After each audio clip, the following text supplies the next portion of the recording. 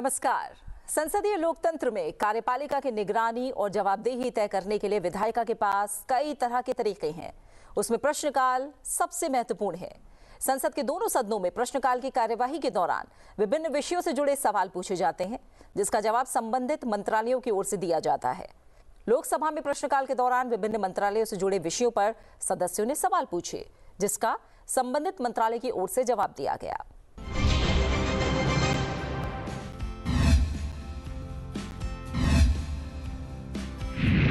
आज के कार्यक्रम का पहला सवाल जुड़ा है विनिधानकर्ता शिक्षा और संरक्षण निधि प्राधिकरण से। इस सवाल को पूछा है लोकसभा सांसद अनुराग शर्मा, प्रवीण पटेल, प्रदीप कुमार सिंह और विष्णु दयाल राम ने। इन सांसदों ने कॉर्पोरेट कार्य मंत्रालय से पूछा कि निवेशक सेवाओं को सुविधाजनक बनाने के लिए विनिधानकर्ता शिक्षा और संरक्षण निधि प्राधिकरण द्वारा शुरू किए गए एकीकृत पोर्टल और समर्पित कॉल सेंटर की प्रमुख विशेषताएं क्या हैं, कितने दावों पर कार्रवाई की गई है और उन उपायों से सही दावेदारों को शेयरों और लाभांश के अंतरण की समय सीमा कितनी कम हो गई है, इलेक्ट्रॉनिक सत्यापन रिपोर्ट तंत्र का ब्यौरा क्या है और डिजिटल सत्यापन को सक्षम बनाने में इसकी क्या भूमिका है। क्या सरकार ने विशेषकर ग्रामीण और अर्ध शहरी निवेशकों के लिए IEPFA की डिजिटल सेवाओं की पहुंच और सुलभता का विस्तार करने के लिए कोई रूपरेखा तैयार की है? अगर हाँ, तो ब्यौरा क्या है?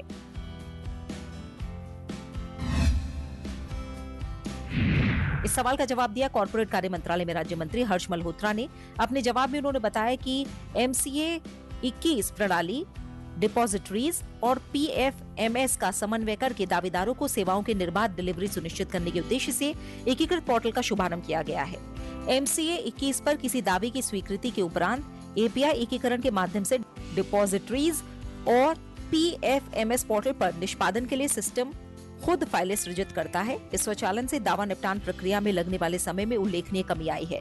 इसके अतिरिक्त एकीकृत पोर्टल के साथ समन्वय में कार्यरत कॉल सेंटर सभी हितधारकों और दावेदारों को वास्तविक समय में अद्यतन जानकारी उपलब्ध कराता है। कॉल सेंटर का टोल फ्री नंबर 14453 है और 11 भाषाओं में जानकारी उपलब्ध है। बहुभाषी IVRS 24 घंटा उपलब्ध है। एकीकृत पोर्टल का अगस्त 2025 में शुभारंभ होने के बाद अब तक लगभग 32,000 दावों को स्वीकृति प्रदान की जा चुकी है, जो पिछले वर्ष की तुलना में एक उल्लेखनीय वृद्धि को दर्शाता है। दावेदार द्वारा आवेदन प्रपत्र IEPF 5 फाइल किए जाने के पश्चात कंपनी द्वारा 30 दिनों की अवधि के भीतर इलेक्ट्रॉनिक सत्यापन प्रतिवेदन फाइल किया जाता है। स्वीकृत EVR को विनिधानकर्ता शिक्षा और संरक्षण निधि प्राधिकरण द्वारा संसाधित किया जाता है, जब तक कि प्रतिभूतियां दावेदार के खाते में अंतरित नहीं हो जाती। EVR पर कंपनी के नोडल अधिकारी के डिजिटल हस्ताक्षर किए जाते हैं। EVR प्रपत्रों को डिपॉजिटरीज के साथ एकीकृत किया गया है, जिसके अंतर्गत विवरणों का सत्यापन डिपॉजिटरीज के माध्यम से स्वतः किया जाता है। विनिधानकर्ता शिक्षा और संरक्षण निधि प्राधिकरण द्वारा अपनी डिजिटल सेवाओं की सुलभता और उपलब्धता को बढ़ाने के लिए विशेष रूप से ग्रामीण और अर्ध शहरी निवेशकों पर ध्यान केंद्रित करते हुए एक संरचित बहुआयामी रोड मैप अपनाया गया है। विनिधानकर्ता शिक्षा और संरक्षण निधि प्राधिकरण ने सीमित बैंकिंग पहुंच वाले क्षेत्रों में जागरूकता शिविरों के माध्यम से ग्रामीण और अल्पसेवित क्षेत्रों में अपनी पहुंच का उल्लेखनीय विस्तार किया है, जिससे इन क्षेत्रों में डिजिटल वित्तीय सेवाओं की व्यापक सुलभता सुनिश्चित हुई है। अपने आउटरीच कार्यक्रम निवेशक दीदी 2 के अंतर्गत IEPFA ने विशेष रूप से पहली बार के संवेदनशील निवेशकों के लिए बचत, बजट निर्माण, ऋण के उपयोग, डिजिटल सेवाओं, निवेश, बीमा और धोखाधड़ी की रोकथाम से संबंधित सरल और सहज सामग्री के माध्यम से वित्तीय जागरूकता को सुदृढ़ किया है। इन शिविरों में स्वयं सहायता समूहों, आंगनबाड़ी और आशा नेटवर्क, प्रशिक्षित स्थानीय स्वयंसेवकों और समुदाय आधारित संचार माध्यमों को सम्मिलित करते हुए एक बहुस्तरीय संगठन मॉडल अपनाया गया है।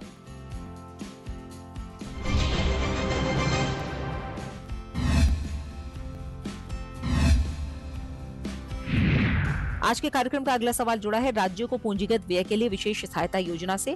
इस सवाल को पूछा है लोकसभा सांसद लुम्बाराम चौधरी, जगदम्बिका पाल, दिनेश भाई मकवाणा और तेजस्वी सूर्या ने। इन सांसदों ने वित्त मंत्रालय से पूछा विशेष सहायता योजना के अंतर्गत 2025-26 सहित पिछले 3 वित्तीय वर्षों के दौरान विशेष रूप से मध्य प्रदेश, जम्मू और कश्मीर, महाराष्ट्र, ओडिशा और विशेषकर नबरंगपुर लोकसभा निर्वाचन क्षेत्र के संबंध में उद्देश्यों, प्रमुख घटकों और राज्यों को पूंजीगत व्यय के लिए किए गए कुल आवंटन का ब्यौरा क्या है।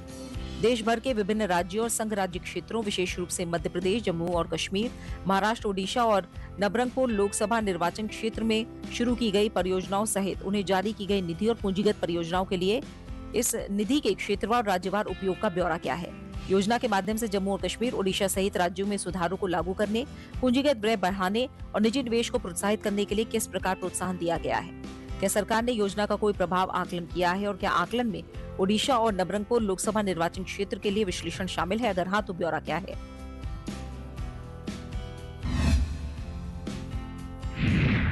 इस सवाल का जवाब दिया वित्त मंत्रालय में राज्य मंत्री पंकज चौधरी ने। अपने जवाब में उन्होंने बताया कि पूंजी निवेश के लिए राज्यों को विशेष सहायता योजना का उद्देश्य पूंजीगत व्यय को बढ़ावा देने और प्रमुख क्षेत्रों में सुधारों को बढ़ावा देने में राज्यों, संघ राज्य क्षेत्रों, प्रशासन की सहायता करना है। SASCI के तहत वर्ष 2023-24, 2024-25 और 2025-26 में क्रमशः 1,30,000 करोड़ रुपए, 1,50,000 करोड़ रुपए और 1,50,000 करोड़ रुपए का आवंटन किया गया है। राज्य सरकारों को अपने अपने संसदीय क्षेत्रों में शुरू की जाने वाली पूंजीगत परियोजनाओं का चयन करने की पूरी स्वतंत्रता दी गई है। ओडिशा राज्य सरकार द्वारा उपलब्ध कराई गई जानकारी के अनुसार राज्य सरकार ने वर्ष 2023-24, 2024-25 और 2025-26 में SASCI के तहत नबरंगपुर लोकसभा संसदीय क्षेत्र के लिए 125.81 करोड़ रुपए, 175.69 करोड़ रुपए और 179.14 करोड़ रुपए की राशि आवंटित की है। राज्य सरकारों, संघ राज्य क्षेत्र के प्रशासनों को इन निधियों का उपयोग करने के लिए 31 मार्च 2026 तक का समय दिया गया है। SASCI 2025-26 के भाग 5 से 10 के अंतर्गत राज्यों, संघ राज्य क्षेत्रों को खनन, सड़क सुरक्षा, भूमि सुधार, वित्तीय प्रबंधन और शहरी नियोजन जैसी विभिन्न क्षेत्रों में सुधार करने के लिए प्रोत्साहन प्रदान किया गया है। इन भागों के तहत निधियां योजना दिशा निर्देश के अनुसार राज्य सरकारों, संघ राज्य क्षेत्र प्रशासनों द्वारा निर्धारित सुधारों को पूरा करने के आधार पर की जाती है। इस प्रकार राज्य सरकारों, संघ राज्य क्षेत्र प्रशासनों को सुधार करने के लिए प्रोत्साहित किया जाता है। योजना के भाग 4 के तहत राज्य, संघ राज्य क्षेत्र द्वारा अपने स्वयं के संसाधनों का उपयोग करके प्राप्त पूंजीगत व्यय में वृद्धि के आधार पर निधियां जारी की जाती हैं। इस प्रकार राज्यों, संघ राज्य क्षेत्र को पूंजीगत व्यय बढ़ाने के लिए प्रोत्साहित किया जाता है। राज्य SASCI के अंतर्गत प्राप्त सहायता के अतिरिक्त राज्य पूंजीगत परियोजनाओं में निजी निवेश को प्रोत्साहित करने के लिए स्वतंत्र है। अभी तक इस योजना के प्रभाव का कोई आकलन नहीं किया गया है।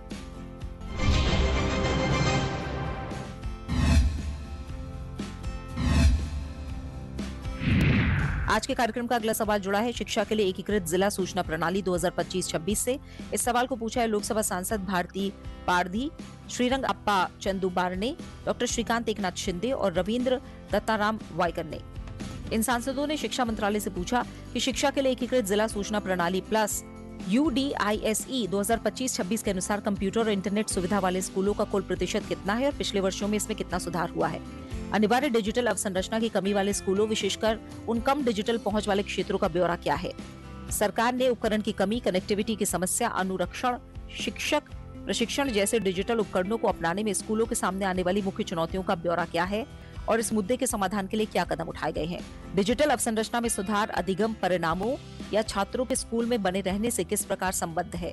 क्या बेहतर डिजिटल उपकरणों वाले स्कूलों में छात्रों के स्कूल में बने रहने की दर बेहतर है, स्कूल छोड़ने की दर कम है या परिवर्तन काल दरें बेहतर हैं? अगर हाँ तो ब्यौरा क्या है, अगर नहीं तो इसके कारण क्या है। इस सवाल का जवाब दिया शिक्षा मंत्रालय में राज्य मंत्री जयंत चौधरी ने। अपने जवाब में उन्होंने बताया कि शिक्षा के लिए एकीकृत जिला सूचना प्रणाली प्लस के अनुसार मध्य प्रदेश और महाराष्ट्र सहित राज्य, संघ राज्य क्षेत्रवार वर्ष 2022-23 से 2024-25 तक कंप्यूटर और इंटरनेट सुविधाओं वाले स्कूलों का प्रतिशत education.gov.in वेबसाइट पर उपलब्ध है। शिक्षा संविधान की समवर्ती सूची का भाग है और अधिकांश स्कूल संबंधित राज्य सरकारों के प्रशासन के अधीन है। पूरे भारत में सभी छात्रों के लिए कई व्यापक डिजिटल शिक्षा पहल की गई है। शिक्षा मंत्रालय देश भर के सरकारी स्कूलों में डिजिटल शिक्षा को बढ़ाने के लिए राष्ट्रीय शिक्षा नीति 2020 के साथ समग्र शिक्षा के तहत ICT और डिजिटल पहल लागू करता है। इस पहल का उद्देश्य हार्डवेयर, सॉफ्टवेयर, टैबलेट, लैपटॉप और प्रशिक्षण संसाधनों सहित शिक्षण और अधिगम प्रक्रियाओं में प्रौद्योगिकी को एकीकृत करके डिजिटल बोर्ड, वर्चुअल क्लासरूम और DTH चैनलों का समर्थन करके शिक्षा की गुणवत्ता को बढ़ाना है। इस योजना के तहत राज्यों, संघ राज्य क्षेत्रों द्वारा वार्षिक कार्य योजना और बजट में प्रस्तुत अंतराल का आकलन करने के बाद राज्य की आवश्यकता के अनुसार ICT प्रयोगशालाओं और स्मार्ट कक्षाओं की स्थापना के लिए निधियां प्रदान की जाती हैं। डिजिटल विभाजन को कम करने के लिए विशेष रूप से महामारी के बाद शिक्षा में PM ई-विद्या नामक एक व्यापक पहल, जिसके तहत शिक्षा के लिए बहुआयामी पहुंच को सक्षम बनाने के लिए डिजिटल, ऑनलाइन, ऑन एयर शिक्षा से संबंधित सभी प्रयासों को एकीकृत किया जाता है। इस पहल के प्रमुख घटक दीक्षा, देश का डिजिटल बुनियादी ढांचा, कक्षा 1 से 12वीं तक विभिन्न भारतीय भाषाओं में पूरक शिक्षा प्रदान करने के लिए 200 PM ई-विद्या DTH TV channel, digital पुस्तकों और ई-सामग्री के प्रसार के लिए ई-पाठशाला पहल, प्रत्यक्ष रूप से जादुई पिटारा की सहायता और उसे पूरा करने के लिए ई-जादुई पिटारा डिजिटल ऐप, दीक्षा प्लेटफॉर्म पर आभासी प्रयोगशाला पर एक वर्टिकल बनाया गया है। दीक्षा पर आस्क दीक्षा, वीडियो कीवर्ड खोज, रील अलाउड और AI based transition, personalise adaptive learning के लिए उपयोगी जैसे विभिन्न एआई विशेषताएं उपलब्ध हैं। ज्ञान साझा करने के लिए डिजिटल बुनियादी ढांचा, राज्यों संघ राज्य क्षेत्रों में स्कूल शिक्षा के लिए गुणवत्तापूर्ण ई सामग्री प्रदान करने के लिए देश का डिजिटल अवसंरचना मंच है, जिसके अंतर्गत सभी कक्षाओं के लिए QR कोडेड एनर्जेटिक पाठ्यपुस्तकें उपलब्ध कराई जाती हैं। कक्षा 11वीं और 12वीं के लिए दीक्षा प्लेटफॉर्म पर कंप्यूटर विज्ञान के पाठ्यक्रमों में डिजिटल साक्षरता घटक शामिल है। स्कूल शिक्षा और साक्षरता विभाग द्वारा सभी राज्यों और संघ राज्य क्षेत्रों को BSNL के साथ एक समझौता ज्ञापन करार करने और उन सभी सरकारी स्कूलों को FTTH इंटरनेट कनेक्शन प्रदान करने के लिए एक परामर्शिका जारी की गई थी, जिनके पास कंप्यूटिंग उपकरण है। राज्य संघ राज्य क्षेत्रों को सलाह दी गई है कि इंटरनेट प्रभारों को समग्र शिक्षा के अंतर्गत ICT प्रयोगशालाओं, स्मार्ट कक्षाओं के लिए जारी किए जा रहे आवर्ती प्रभारों या समग्र शिक्षा के अंतर्गत जारी की जा रही प्रबंधन, निगरानी, मूल्यांकन और अनुसंधान निधियों से या किसी अन्य राज्य संघ राज्य क्षेत्र सरकार की निधियों से पूरा किया जा सकता है। इसके अतिरिक्त भारत सरकार ने बजट 2025 के भाग के रूप में दूर दराज के क्षेत्रों में डिजिटल बुनियादी ढांचे को बढ़ाने के लिए भारत नेट परियोजना के तहत ग्रामीण क्षेत्रों के सभी सरकारी माध्यमिक विद्यालयों में ब्रॉडबैंड कनेक्टिविटी के प्रावधान की घोषणा की है। महत्वपूर्ण सोच कौशल को बढ़ावा देने और रचनात्मकता के लिए जगह देने के लिए 300 से ज्यादा वर्चुअल लैब बनाए गए हैं और दीक्षा प्लेटफॉर्म पर उपलब्ध कराई गई हैं। स्कूल शिक्षा और साक्षरता विभाग ने समग्र शिक्षा की केंद्र प्रायोजित योजना के तहत निष्ठा नामक एक एकीकृत शिक्षक प्रशिक्षण कार्यक्रम के माध्यम से प्रारंभिक स्तर पर अधिगम परिणामों में सुधार के लिए एक राष्ट्रीय पहल भी शुरू की है। निष्ठा एकीकृत शिक्षक प्रशिक्षण के माध्यम से स्कूल शिक्षा की गुणवत्ता में सुधार के लिए एक क्षमता निर्माण कार्यक्रम है। निष्ठा ऑनलाइन को अक्टूबर 2020 में दीक्षा प्लेटफॉर्म का उपयोग करके लॉन्च किया गया था। निष्ठा प्रशिक्षण को वर्ष 2021-22 में माध्यमिक स्तर के शिक्षकों के लिए बढ़ा दिया गया है। इसके बाद निष्ठा ने मास्टर प्रशिक्षकों के प्रशिक्षण के लिए मूलभूत साक्षरता और संख्यात्मकता और प्रारंभिक बचपन देखभाल और शिक्षा का भी विस्तार किया है। यूडाइस के अनुसार वर्ष 2023-24 और 2024-25 के लिए कंप्यूटर इंटरनेट सुविधाएं, प्रतिधारण दर, ड्रॉप आउट दर और अतरण दर वाले स्कूलों का प्रतिशत education.gov.in पर उपलब्ध है।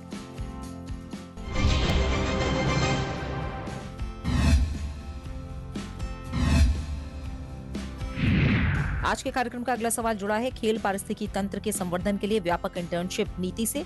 इस सवाल को पूछा है लोकसभा सांसद पीपी चौधरी, पीसी मोहन, बलभद्र माझी और प्रवीण पटेल ने। इन सांसदों ने युवा कार्यक्रम और खेल मंत्रालय से पूछा कि दिसंबर 2025 में पूरे देश में विशेषकर कर्नाटक के बेंगलुरु और नवरंगपुर सहित ओडिशा के जनजातीय और सुदूर क्षेत्रों में शुरू की गई खेल पारिस्थितिकी तंत्र के लिए व्यापक इंटर्नशिप नीति की मुख्य विशेषताएं और उद्देश्य क्या है। खेल विज्ञान, डोपिंग रोधी, इवेंट मैनेजमेंट और खिलाड़ी सहायता सेवाओं जैसे योग्य इंटर्नशिप क्षेत्रों और इसमें शामिल संस्थागत साझेदारों का ब्यौरा क्या है और ओडिशा और उक्त निर्वाचन क्षेत्र से जनजातीय युवाओं को कितने इंटर्नशिप अवसर उपलब्ध कराए गए हैं। कार्यक्रम पूरा करने वाले इंटर्न के लिए निगरानी, प्रमाणीकरण और औपचारिक भूमिकाओं में संपरिवर्तन के लिए बनाए गए तंत्र क्या हैं और क्या सरकार का कर्नाटक में रोजगार और खेल वृत्ति की संबंधी इंटर्नशिप नीति के दीर्घकालिक प्रभाव का आकलन करने के लिए परिणामी मैट्रिक्स और नवरंगपुर सहित ओडिशा के जनजातीय और सुदूर क्षेत्रों के लिए पृथक आकलन मानदंड विकसित करने का विचार है।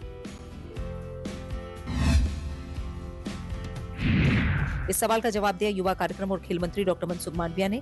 अपने जवाब में उन्होंने बताया कि युवा कार्यक्रम और खेल मंत्रालय ने इस मंत्रालय और इसके स्वायत्त निकायों के लिए एक व्यापक इंटर्नशिप नीति शुरू की है, जिसका उद्देश्य युवा पेशेवरों, शोधकर्ताओं और विद्यार्थियों को खेल प्रशासन, प्रबंधन, विज्ञान और सुशासन के क्षेत्रों में व्यवहारिक अनुभव प्राप्त करने के लिए संरचित अवसर प्रदान करना है। इस नीति का विवरण, जिसमें इसके प्रमुख प्रावधान और उद्देश्य इंटर्नशिप के लिए पात्र क्षेत्र जैसे कि खेल विज्ञान, एंटी डोपिंग कार्यक्रम प्रबंधन और एथलीट सहायता सेवाएं, कार्यक्रम से जुड़े संस्थागत साझेदार, इंटर्नशिप के लिए उपलब्ध अवसरों की संख्या और निगरानी, प्रमाणन और कार्यक्रम की सफल पूर्णता के पश्चात इंटर्न को औपचारिक भूमिकाओं में कार्यान्वित करने के लिए स्थापित तंत्र शामिल है। मंत्रालय की वेबसाइट पर पब्लिक डोमेन में उपलब्ध है।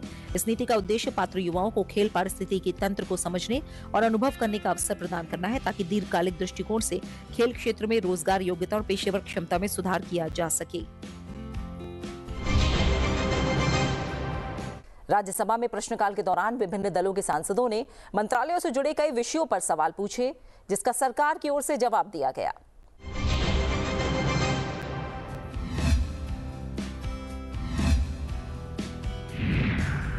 आज के कार्यक्रम का अगला सवाल जुड़ा है इथेनॉल मिश्रण और जल संदूषण से। इस सवाल को पूछा है राज्यसभा सांसद साकेत गोखले ने। अपने सवाल में उन्होंने पेट्रोलियम और प्राकृतिक गैस मंत्रालय से पूछा कि 20% मिश्रण लागू होने के बाद से गैर E20 मानकों वाले वाहनों में इंजन संबंधी समस्याओं के बारे में प्राप्त उपभोक्ता की शिकायतों की कुल संख्या कितनी है। क्या OMCs ने इथेनॉल मिश्रित ईंधन में जल संदूषण को रोकने के लिए खुदरा दुकानों पर ईंधन की गुणवत्ता के संबंध में स्वतंत्र लेखा परीक्षा करवाई है। इंजन क्षति का सामना करने वाले उपभोक्ताओं के लिए क्षतिपूर्ति तंत्र का ब्यौरा क्या है। इस सवाल का जवाब दिया पेट्रोलियम और प्राकृतिक गैस मंत्रालय में राज्य मंत्री सुरेश गोपी ने। अपने जवाब में उन्होंने बताया कि सरकार और OMCs ने E20 ईंधन के उपयोग से संबंधित कुछ मीडिया रिपोर्टों, सोशल मीडिया पोस्टों और चिंताओं पर ध्यान दिया है।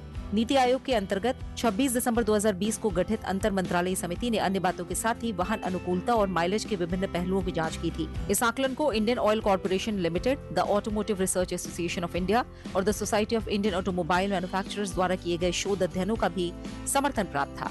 E20 ईंधन वाले वाहनों पर किए गए व्यापक क्षेत्र परीक्षणों में अनुकूलता संबंधी कोई समस्या या E20 का कोई नकारात्मक प्रभाव नहीं पाया गया। इन अध्ययनों से पुष्टि हुई है कि पुराने वाहनों के प्रदर्शन में भी कोई महत्वपूर्ण बदलाव नहीं होता और न ही E20 ईंधन के साथ चलने पर उनमें असामान्य रूप से टूट-फूट होती है। ARAI और the society of Indian automobile manufacturers द्वारा दिए गए शोध अध्ययनों का भी समर्थन प्राप्त था। E20 ईंधन वाले वाहनों पर किए गए व्यापक क्षेत्र परीक्षणों में अनुकूलता संबंधी कोई समस्या या E20 का कोई नकारात्मक प्रभाव नहीं पाया गया। ड्राइव करने की क्षमता, स्टार्ट करने की क्षमता, धातु संबंधी अनुकूलता और प्लास्टिक अनुकूलता जैसे मापदंडों में कोई समस्या नहीं पाई गई। केवल कुछ पुराने वाहनों के मामलों में मिश्रित ईंधन का उपयोग करने पर कुछ रबर के पुर्जों और गैस्केट को बदलने की आवश्यकता हो सकती है। ये प्रतिस्थापन सस्ता है और नियमित सर्विसिंग के दौरान आसानी से किया जा सकता है। वाहन के जीवन काल में एक बार ही इसकी आवश्यकता होगी और ये एक सरल प्रक्रिया है जिसे किसी भी अधिकृत वर्कशॉप में कराया जा सकता है। इथेनॉल मिश्रित ईंधन में जल संदूषण को रोकने के लिए तेल विपणन कंपनियां इथेनॉल मिश्रित ईंधन के प्रबंधन के दौरान मानक संचालन प्रक्रियाओं का पालन करती हैं। आपूर्ति स्थल से उत्पाद प्राप्त होने पर खुदरा बिक्री स्थल पर प्राप्त उत्पाद में पानी की उपस्थिति की जांच की जाती है ताकि ये सुनिश्चित किया जा सके कि टैंक ट्रक में पानी की कोई मात्रा न हो। इसके अलावा खुदरा बिक्री स्थलों के भंडारण टैंकों में पानी की उपस्थिति की दैनिक आधार पर डीलर द्वारा अनिवार्य रूप से जांच की जाती है और इसका रिकॉर्ड रखा जाता है।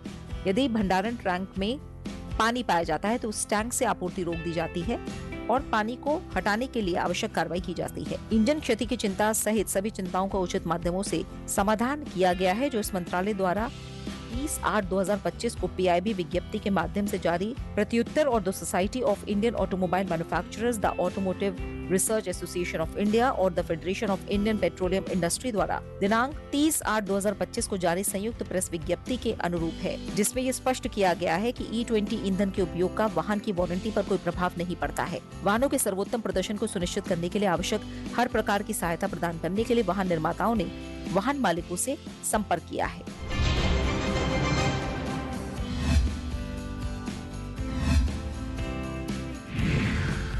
आज के कार्यक्रम का अगला सवाल जुड़ा है राष्ट्रीय महत्वपूर्ण खनिज मिशन के तहत की गई प्रगति से। इस सवाल को पूछा है शंभू शरण पटेल ने। उन्होंने खान मंत्रालय से पूछा कि राष्ट्रीय महत्वपूर्ण खनिज मिशन को स्वीकृति मिलने के बाद से हुई प्रगति, विशेष रूप से महत्वपूर्ण खनिजों की खोज, नीलामी और प्रसंस्करण के संबंध में ब्यौरा क्या है। महत्वपूर्ण खनिजों के लिए घरेलू मूल्य श्रृंखलाओं को खोज, संवर्धन, पुनर्चक्रण और अनुसंधान और विकास के सभी चरणों में सुदृढ़ करने की स्थिति क्या है। NCMM के अंतर्गत स्थापित उत्कृष्टता केंद्रों का ब्यौरा क्या है और प्रौद्योगिकी विकास और उद्योग संबंधी सहयोग में इनकी भूमिका क्या है। आयात पर निर्भरता कम करने और अंतर्राष्ट्रीय सहयोग के माध्यम से विदेश खनिज संपत्तियों को सुरक्षित करने के लिए उठाए गए कदम कौन से हैं। इस सवाल का जवाब दिया कोयला और खान मंत्री जी किशन रेड्डी ने। अपने जवाब में उन्होंने बताया कि केंद्रीय मंत्रिमंडल ने दिनांक 29/1/2025 को राष्ट्रीय महत्वपूर्ण खनिज मिशन को अनुमोदित किया, जिसका उद्देश्य भारत की महत्वपूर्ण खनिज आपूर्ति श्रृंखला को सुरक्षित करना और महत्वपूर्ण खनिज मूल्य श्रृंखलाओं को सुदृढ़ बनाना है। मिशन के अंतर्गत हुई प्रगति में अन्य बातों के साथ ही कई और बातें शामिल हैं, जिनमें भारतीय भूवैज्ञानिक सर्वेक्षण ने महत्वपूर्ण खनिजों के गवेषण को तीव्र किया है। GSI ने वर्ष 2024-25 में 195 महत्वपूर्ण खनिज गवेषण परियोजनाएं चलाई हैं और 2025-26 में देश भर में 230 परियोजनाएं शुरू की गयी। इसके अतिरिक्त राष्ट्रीय खनिज खोज और विकास न्यास ने 2024-25 के दौरान महत्वपूर्ण खनिज गवेषण के लिए 62 परियोजनाएं और वर्ष 2025-26 के दौरान 60 परियोजनाएं अधिसूचित निजी गवेषण एजेंसियों और अधिसूचित गवेषण एजेंसियों को स्वीकृत की है। खान और खनिज अधिनियम 1957 में वर्ष 2025 में संशोधन किया गया है, जिसके तहत NMETD के दायरे को विदेशों में महत्वपूर्ण खनिज गवेषण और खनन में सहायता प्रदान करने के लिए विस्तारित किया गया है। वर्ष 2023 में MMDR अधिनियम में संशोधन के पश्चात केंद्र सरकार ने महत्वपूर्ण असामरिक खनिजों के 46 ब्लॉकों की सफलतापूर्वक नीलामी की है। इसके अलावा गवेषण अनुज्ञप्ति व्यवस्था के तहत 7 ब्लॉकों की नीलामी की गई है, जिनमें से 3 महत्वपूर्ण खनिज ब्लॉक हैं। केंद्रीय मंत्रिमंडल ने महत्वपूर्ण खनिजों के पुनर्चक्रण को बढ़ावा देने के लिए 1500 करोड़ रुपए की वित्तीय प्रोत्साहन योजना को अनुमोदित किया है। इस योजना के दिशा निर्देश जारी किए गए हैं और 2 अक्टूबर 2025 को योजना का शुभारंभ किया गया है।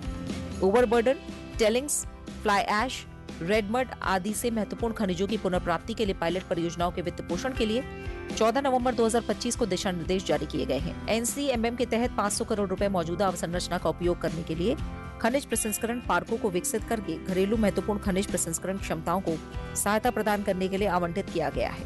सरकार ने 9 अग्रणी संस्थानों को NCMM के तहत उत्कृष्टता केंद्र के रूप में मान्यता प्रदान की है, ताकि महत्वपूर्ण खनिज मूल्य श्रृंखला में घरेलू क्षमताओं को सुदृढ़ करने के लिए अनुसंधान और विकास कार्य किए जा सके। प्रत्येक COE एक कंसोर्टियम के रूप में हब एंड स्पोक मॉडल पर काम करता है, ताकि घटक उद्योग और एकेडमिक स्पोक्स की मुख्य दक्षताओं का लाभ उठाया जा सके। ये COE खनन क्षेत्र में तकनीकी उन्नति और अनुसंधान और विकास क्षमता को गति प्रदान करने, स्वदेशी प्रौद्योगिकियों के विकास को बढ़ावा देने और महत्वपूर्ण खनिजों में आत्मनिर्भरता और लचीली आपूर्ति श्रृंखला को सहायता प्रदान करने के लिए कंसोर्टियम आधारित अनुसंधान और विकास करते हैं। इन COE का विवरण भी साझा किया गया, जिसमें भारतीय प्रौद्योगिकी संस्थान IIT Bombay, IIT Hyderabad, IIT Roorkee, IIT Indian school of mines, ISM Dhanbad, भारतीय विज्ञान संस्थान Bangalore, CSIR institute of minerals and materials technology यानी IIMT भुवनेश्वर, CSIR राष्ट्रीय धातुकर्म प्रयोगशाला Jamshedpur, non ferrous materials technology development centre Hyderabad, centre for materials for electronic technology Hyderabad. खान मंत्रालय के अधीन खनिज विदेश इंडिया लिमिटेड ने अर्जेंटीना के कैटामार्का प्रांत की सरकारी कंपनी कैमरिन के साथ अर्जेंटीना में 15,703 हेक्टेयर क्षेत्र में फैले 5 लिथियम ब्राइन ब्लॉकों के गवेषण और खनन के लिए गवेषण और विकास समझौता किया है। काबिल नियमित रूप से अन्य सार्वजनिक क्षेत्र के उपक्रमों के साथ विदेशों में महत्वपूर्ण खनिज संपदाओं के अधिग्रहण के संभावित अवसरों पर चर्चा करने के लिए बैठकें करते हैं। इसके अलावा महत्वपूर्ण खनिज क्षेत्र को सुदृढ़ करने और खनिज संसाधन संपन्न देशों के साथ सहयोग बढ़ाने के लिए मंत्रालय ने Australia, Argentina, Zambia, Peru, Germany जैसे कई देशों के साथ द्विपक्षीय समझौता ज्ञापनों पर हस्ताक्षर किए हैं।